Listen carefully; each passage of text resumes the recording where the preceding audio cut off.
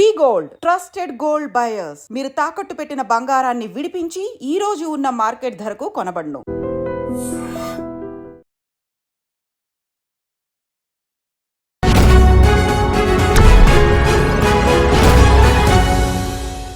Hello and welcome to the point. వివాదాల రామ్ గోపాల్ వర్మ గారికి మరొక కేసు ఉచ్చు బిగించుకుందా? మనకి ప్రస్తుతం చూస్తుంటే వార్తలు, ముంబై హైకోర్టు దాదాపు ఒక నాన్ బెయిలబుల్ వారెంట్ ఇస్తున్నట్టుగా వార్తలు వచ్చాయి. దాదాపు 7-8 ఏళ్ల క్రితం చెక్ బౌన్స్ కేసులో వర్మ గారిని అరెస్ట్ చేయవలసిందిగా కోర్టుకి ఆయన హాజరు కాకపోవడం కూడా ఒక నేరంగా పరిగణించిన కోర్టు అని చెప్పి తెలుస్తోంది. ఈ అంశంపై మాట్లాడబోతున్నాం. వర్మ గారి లాయర్స్, బై ద వే, నేను రామ్ గోపాల్ వర్మ గారితో స్వయంగా మాట్లాడాను. ఆయన లాయర్లు దీన్ని పరిశీలిస్తున్నారని, మ్యాటర్ కోర్టులో ఉంది కాబట్టి ఆయన మీడియా ముఖంగా ఏమీ చెప్పదలచలేదని చెప్పి ఆయన క్లారిఫై చేశారు. బట్ వీఆర్ టేకింగ్ కేర్ అని చెప్పారు. వీ హ్యావ్ విత్ అస్ ప్రముఖ న్యాయవాది, అందరికీ సుపరిచిత విశ్లేషకులు కూడా, ఆజాద్ గారు. ఆజాద్ గారు, యాజ్ అన్ అడ్వకేట్ ఈ కేసు నిలబడుతుందా లేదా, ఏం జరుగుతుంది చెప్పండి. ఏముంటుంది మేడం, ఇప్పుడు చెక్ బౌన్స్ కేసు అనేది పెద్ద క్రైమే కాదు. అది ఈ ఎకనామికల్గా ఈయన ఇచ్చుంటారు. అంటే ఇక్కడ ఎలా ఉంటుందంటే అండి, ఈ సినీ పరిశ్రమల్లో సంబంధించి అయి ఉంటుంది ఇది. బహుశా ఏంటంటే కొన్ని ఫుల్ఫిల్ చేయనప్పుడు, ఇప్పుడు సార్కి డబ్బులు కుదవలేక కాదు, ఆయన ఇవ్వలేక కాదు కదా.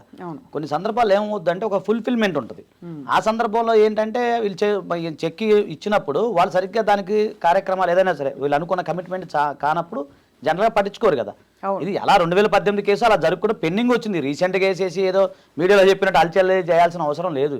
ఇది యథావిధిగా ఒక వ్యక్తి ఇచ్చాడు, నెగోషియబుల్ ఇన్స్ట్రుమెంట్ యాక్ట్ కింద మనం చెక్ ఇచ్చాము, అది ఏదో ఫుల్ఫిల్మెంట్ కానట్టుంది, కమిట్మెంట్ ఇద్దరి మధ్య ఏదో జరిగి ఉండొచ్చు, కామన్గా ఆయన పట్టించుకోకపోవచ్చు. అది కూడా ఈయనేమి ఇవ్వలేదంట కదా మేడం. ఇప్పుడు ఇచ్చింది వేరు, కానీ ఈయన సిగ్నేచర్ ఆథరైజేషన్ పర్సన్ కాబట్టి జనరల్ ఈయనకే వచ్చింది పెట్టిన సంతకం కాదు కదా మేడం. ఈయన కాదు కదా, ఈయన తాలూకు ఎవరో పెట్టి అది బౌన్స్ అవడంతో.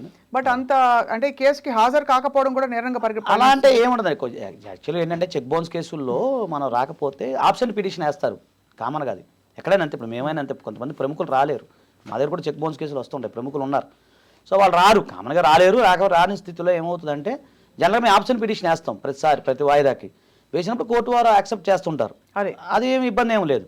ఒకవేళ రాకపోతే ఎన్బిడబ్ల్యూ ఇష్యూ చేస్తారు, దానికి ఏమో రీకాల్ పెట్టుకుంటాం. దాని పెద్ద వింతేముంది, అంతే పెద్దగా ఏముండదండి. ప్లస్ మీరు చూడండి, అందేరి కోర్టులో ఏమైంది, ఆయన కట్టలేదు కాబట్టి దీనికి కట్టమని చెప్తున్నారు. జనరల్గా ఏ చెక్ బౌన్స్ కేసులో కూడా అంతే ఉండదు. ఇప్పుడు 138, 142 కింద మనం ఫైల్ చేసినప్పుడు చెక్ బౌన్స్ ఏదైతే ఉందో అమౌంట్ కట్టమని కోర్టు వారు చెప్తారు. కట్టని పక్షంలో మీకు శిక్ష పడుతుంది.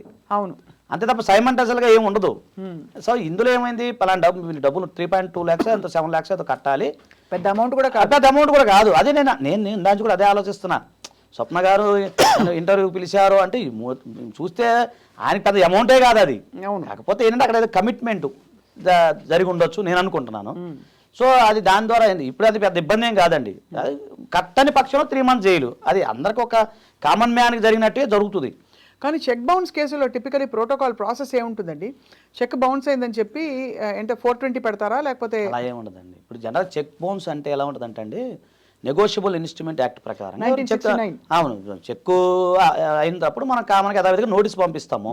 నోటీస్ పంపిస్తున్నా వీళ్ళు రిప్లై ఇస్తారు, ఆటోమేటిక్గా రిప్లై ఇస్తారు. రిప్లై ఇచ్చిన అదైన తర్వాత టైం ఇస్తారు. మామూలుగా టైం ఇచ్చిన 45 days ఉంటుంది మొత్తం నోటీస్ పంపించిన దగ్గర నుంచి. 1 month టైం ఇస్తాము. టైం ఇచ్చిన దగ్గర నుంచి రాకపోతే కోర్టులో ఫైల్ చేస్తాం. ఎదుటి వాళ్ళకి నోటీసులు వెళ్తాయి. తర్వాత వాళ్ళు వస్తారు, వాళ్ళు కౌంటర్ ఫైల్ చేస్తారు. ఎందుకు ఏం జరిగిందని కూడా కౌంటర్ ఫైల్ చేస్తే దాంట్లో ట్రయల్ నడిచింది. లాస్ట్లో కోర్టు వారు విచారించి అప్పుడు ఏదైతే అమౌంట్ ఏదైతే ఉందో అది ఉంటుంది. 420 అట్రాక్ట్ కాదు. ఎప్పుడంటే చెక్ ఇంటెన్షనల్గా అతను అకౌంట్ క్లోజ్ చేసినా ఇంకేదైనా ఉన్నప్పుడు దానికి వేరే సర్కమ్స్టాన్స్ని బట్టి ఉంటుంది. ఇదేంటంటే నేను తెలిసి వ్యాపారాత్మకంగా జరిగి ఉండొచ్చు, పర్సనల్ కాదు. అక్కడ ముంబై ఆయనకును సార్కి ఏం సంబంధం అంటే వ్యాపారాత్మకంగా జరిగి ఉండొచ్చు తప్ప. ఇప్పుడు జనరల్గా ఏంటంటే మా దగ్గరకు వచ్చే క్లయింట్లు ఏంటి, ఒక చెక్ బౌన్స్ ఉంటుంది, అది కుటుంబ అవసరాల నిమిత్తం లేదా ఏదో నిమిత్తం ప్రాంప్స్ రాసిస్తారు, అది కామన్గా ఉంటుంది. ఈ బిజినెస్ పరంగా ఏమవుతుందంటే కొన్ని కమిట్మెంట్లు ఉంటాయి, ఒక కంపెనీ వాళ్ళకి ఇంకో కంపెనీ వాళ్ళకి, వాళ్ళు ఫుల్ఫిల్ చేయనప్పుడు ఇది జరుగుతూ ఉంటుంది. అవును. సో అప్పుడు చేయనప్పుడు కూడా, ఇప్పుడు ఉదాహరణ చెయ్యని పనికి డబ్బులు తీసుకున్నా కూడా నేరమే కదా. అవును. ఇప్పుడు నేను అసలు మీరు నాకు చెక్ ఇచ్చారు, ఒక పని చేయమన్న రాజా దగ్గర, ఇది పని చేయని అన్నారు, నేను చేయలేదు, కానీ ఆ చెక్ నేను ఆనర్ చేయలేదు కాబట్టి మీరు బౌన్స్ కేసు పెట్టారు. ఎస్. సో తెలీదు అక్కడ సర్కమ్స్టాన్షియల్ గా ఏం జరిగిందో, ఏ పని జరగాల్సి ఉంది అది తెలీదు. కానీ మరి 3 నెలలు జైలుకి వెళ్తారని చెప్పి వచ్చిన వార్తల్లో ఎంత అప్పీల్ ఉంటుందండి. ఇప్పుడు మీకు ఏముండదండి ఇందులో, అంటే పేరు చెప్పకూడదు. 2 ప్రముఖ సినీ యాక్టర్స్ 2 ఉన్నారు, మన గతంలో వచ్చారు. 2 హీరో గారు, ఆ గతంలో హీరోయిన్. వచ్చిన తర్వాత ఆమెకు కూడా చెక్ బౌన్స్ అయింది, నాంపల్లిలో జరిగింది. జనం అప్పీల్కి వెళ్ళాము ఆటోమేటిక్గా. తర్వాత ప్రముఖ కమెడియన్ గారు ఉన్నారు, మేమే చేస్తున్నాం కేసు. దాంట్లో ఏమైంది, అది కూడా అదర్ సైడ్ ఒక నిర్మాత గారు పంపించినాము, అవ్వలేదు. ఆయన అప్పీల్కి వెళ్ళారు. సో ఇది కూడా అప్పీల్కి వెళ్తారు తప్ప ఇదేమి పెద్దగా ఇదేమి లాండ్ ఆర్డర్ ప్రాబ్లం కాదు. ఈ మధ్య కాలంలో సోషల్ మీడియాలో ఆయన పెట్టిన మీమ్స్ తాలూకు అంటే అది ఐటీ యాక్ట్ కిందకు వస్తుందని అది వేరు కదండి. ఆ హడావిడి అయిన తర్వాత మళ్ళీ వచ్చిన డెవలప్మెంట్ కాబట్టి మళ్ళీ ఏమైనా జరుగుతుందా అనే ఒక క్యూరియాసిటీ మొదలైంది. అవునండి. ఇప్పుడు ఇది గమనించాల్సింది ఏంటంటే ఇది రాజకీయ పరిణామాలు కావు, అది వేరు. అది ఆయన పెట్టింది, అది దాని యొక్క పరిస్థితి. ఇది 2018 కేసు. సో కామన్గా యథావిధిగా కోర్టు తన పని తాను చేసుకుంది, చట్టం తన పని తాను చేసుకుంది. కోర్టు ఇచ్చిన తీర్పు ఏదైతుందో మీరు నేను అందరం శిరసా వహించాలి. ఇప్పుడు సార్ అన్నట్టు గౌరవ కోర్టుకి రెస్పెక్ట్ ఇవ్వాలి, మనం రెస్పెక్ట్ ఇద్దాము. నెక్స్ట్ ఈయనకున్న హక్కు ఏంటి, ఫర్దర్గా దానికి సంబంధించి అప్పీల్కి వెళ్తారు, అంతే కదా. దానివల్ల ఏముంటుంది, ఫర్దర్ అప్పీలేట్ కోర్టు వాళ్ళు విచారించి స్టే ఇవ్వటమా, లేదా ఫర్దర్గా దీని మీద ఎంక్వైరీ చేయటమా, లేదా 50% అమౌంట్ కట్టమని అంటమా, అలా జరుగుతుంది తప్ప 3 నెలలు ఆయన జైలుకి ఏమీ వెళ్ళేదేముంది. కానీ ఇక్కడ ఏంటంటే నిన్న మొన్ననే ఆయన ఈ మధ్య కాలం చూశారు కదా, సత్య సినిమా చూసిన తర్వాత ఆయన ట్విట్టర్ మొన్ననే ముంబై వెళ్ళొచ్చారు, చూశారు కదా. అవునండి. అక్కడ చాలా భావోద్వేగంతో ఆయన ఒక ట్వీట్ పెట్టారు, వరుసగా ట్వీట్లు పెట్టి నేను మారిన మనిషిని, నేను మళ్ళీ సత్య తరహాలో సినిమాలు తీయబోతున్నానని చెప్పి ఆయన నేను ఎంత టైము నాకు అన్నీ తెలుసు అనుకోవడం, అది ఇదందరి సినిమా మేకర్స్కి వచ్చే ఒక కష్టం, ఒక ఇబ్బంది ఏమిటంటే అన్నీ వాళ్ళకి తెలుసు అనుకోవడం. కాబట్టి ఇకపై నుంచి మీరు చూస్తే ఇలాంటి సినిమాలు నేను తీయబోతున్నానని చెప్పి సత్య గురించి ప్రస్తావించారు. అవునండి. అది అయిన వెంటనే ఇది ఒక దిష్టిలాగా. అంతేనండి, అది సహజం కదా మేడం. ఇప్పుడు మీరు అన్నట్టు దిష్టే, మీరు అన్నట్టు ఏముంటుంది, ఏం కాదు. ఇప్పుడు సార్ మారారు, మంచిగా చేస్తుంటే ఎవరికైనా కాదు, మార్పు అనివార్యం, మార్పు రావాలి. మార్పు రాకపోతే మనుగడే ఉండదు కదా. సో ఆయన చాలా ఫిలాసఫరు, ఆయన గొప్ప వ్యక్తి. ఇప్పుడు ఆయనకి తెలియాలి.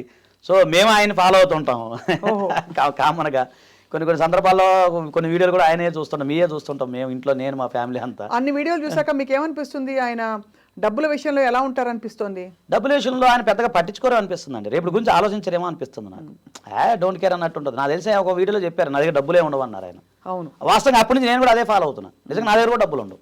ఓహో, అంత ఏముండవు, ఒక గోల్డ్ బ్రేస్లెట్ అదేదో లేండి చెప్తున్నామే. అంటే కొన్ని బాగుంటాయండి ఆయన చెప్పినవి. అసలు చాలా ఒక్క మాట చెప్తా, టైం ఉందో లేదో మనకి. చెప్పండి సార్. మా ఇంట్లో ఒక సన్నివేశంలో ఒక సందర్భంలో వంట వార్పు ఇవన్నీ కూడా ఆయన చెప్పినప్పుడు అది మా ఇంట్లో వాళ్ళు చూపించినప్పుడు నిజం ఆయన చెప్పిన కరెక్టే అని చెప్పి వంట వార్పు చాలా తగ్గించేసాం మేము. అనవసరంగా లేదు, ఏదో అవసరమైతే వండుకుంటాం, లేకపోతే లేదు. అంతేనా?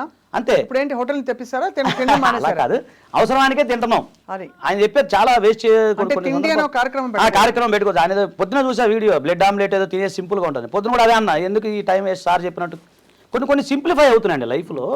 పెద్దగా వంట గిన్నెలు తోముకుంటాం, పెద్ద పని చాలా సింప్లిఫై చేసుకున్నాడు ఆ లైఫ్ని. నేను కూడా అదే కొంచెం ఫాలో అవుతున్నాను, అది కరెక్టే అనిపిస్తుంది మనకి.